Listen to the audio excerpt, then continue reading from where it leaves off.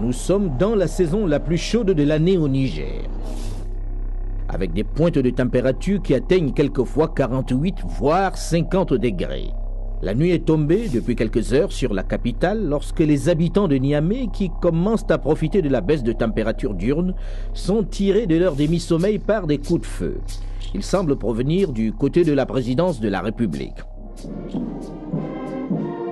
Plus tard, dans la nuit, le peuple nigérien apprend par les ondes de la radio nationale ce qui s'est passé. Le président Diori Hamani, à la tête du pays depuis l'indépendance proclamée le 3 août 1960, a été renversé. La nouvelle est annoncée à la radio par un certain lieutenant-colonel Seni Kunche.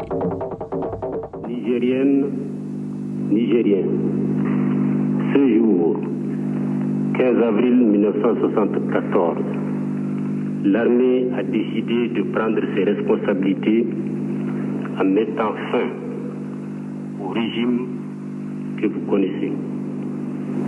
Après 15 ans de règne, jalonné d'injustice, de corruption, d'égoïsme et d'indifférence à l'endroit du peuple auquel elle prétendait assurer le bonheur, nous ne pouvions plus tolérer la permanence de cette oligarchie. En ma qualité de chef d'état-major général des forces armées, je décide et proclame la suspension de la Constitution, la dissolution de l'Assemblée nationale, la suppression de toutes les organisations politiques et parapolitiques. Ce putsch militaire intervient après une nouvelle année difficile pour le Niger, dévasté par une terrible sécheresse et par la famine. Le mystérieux Conseil militaire suprême, composé de 12 officiers qui accusent le régime Diori de n'avoir pas pris les mesures nécessaires pour prévenir la catastrophe et venir en aide à son peuple, justifie son coup de force par sa volonté de mettre fin à cette situation déplorable.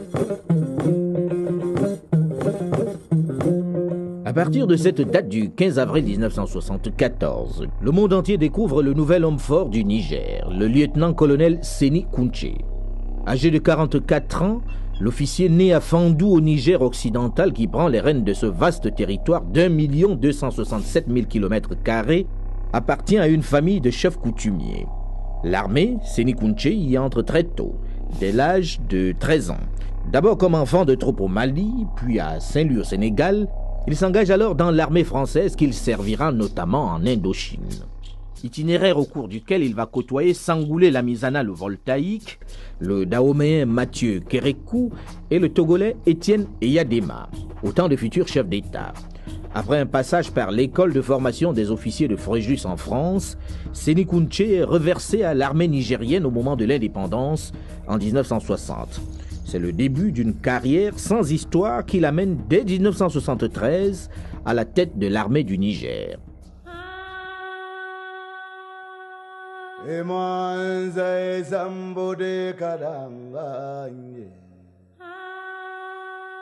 1973, le pays situé à la porte du désert du Sahara est dévasté par une terrible sécheresse qui naturellement entraîne la famine, ce qui a pour effet de rendre de plus en plus impopulaire le régime du président Diori.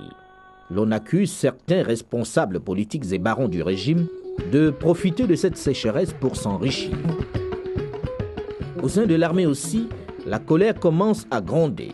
L'idée d'un coup de force germe alors dans l'esprit d'un officier. Il s'appelle Idrissa Harouna. Entre-temps, Kunche est rentré et Idrissa a décidé de le mettre donc, dans le circuit. Et il a accepté rarement parce qu'il y avait RDA à Sawaba et donc son père était de côté de Sawaba, était arrêté, frappé des années et des années. Il avait cette crainte-là de se mêler directement à César des opérations. En tout cas, Kunche et Idrissa Harouna, qui partagent le même point de vue sur l'incapacité du régime à voler au secours du peuple, entrent dans la phase d'organisation du putsch, non sans une certaine réticence du jeune officier. Mais l'actualité va avoir raison de son hésitation. Comme il est de la génération de Moussa Traoré, ils ont fait ensemble à Kati, ainsi que Kérékou, Lamizana, donc toutes ces générations-là avaient mis la main sur le pouvoir et puis il a été excité.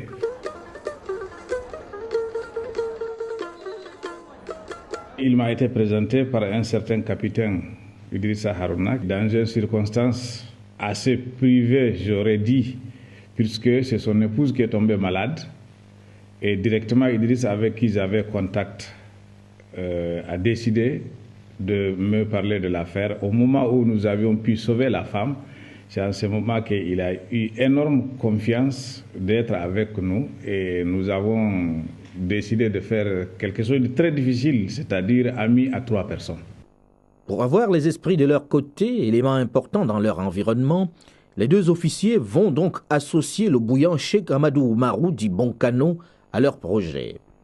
Vous savez, en Afrique, on ne peut rien engager sans consulter soit un marabout, soit un féticheur, soit un esprit. Parce que c'est dans les mœurs des Africains. Il se trouverait que Bonkano, à cette époque-là, avait quand même un certain secret. Et pas un secret vraiment négligeable. Donc, personnellement, j'avais une confiance aveugle envers Bonkano. En décembre 1969, nous nous étions rendus, Séni Kountché et moi, dans le village de Bonkano. Et nous avions évoqué un changement de régime. Et nous souhaiterions que l'esprit que Bonkano détient puisse nous aider dans notre œuvre. Nous avait demandé une somme de 100 000 francs. Aucun d'entre nous ne disposait de cette somme-là. Séni Kountché, en tant qu'adjoint au chef d'état-major, a vu l'intendant auprès duquel il a pris un bon et nous avons remis la somme pour notre œuvre que nous comptons entreprendre. Quel est le chef d'État africain qui n'accorde pas une certaine importance au côté mystique des choses? Nous sommes africains, quelle que soit la fonction que nous occupons, quelles que soient les études que nous avons menées, nous restons africains, c'est-à-dire profondément attachés au mystique. Et le président Kountché n'est pas différent de tous les autres chefs d'État africains. Rencontre après rencontre, le plan prend forme. Il faut fixer une date pour passer à l'action.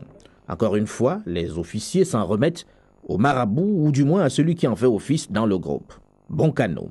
Il choisit pour le coup une date qui correspond à son anniversaire et justifie ce choix par la volonté des esprits. Je ne pense pas que je le fais comme ça bêtement non plus. Effectivement, ça venait de certains conseils. Coup du destin ou du sort qui va conforter un peu plus cet homme lige.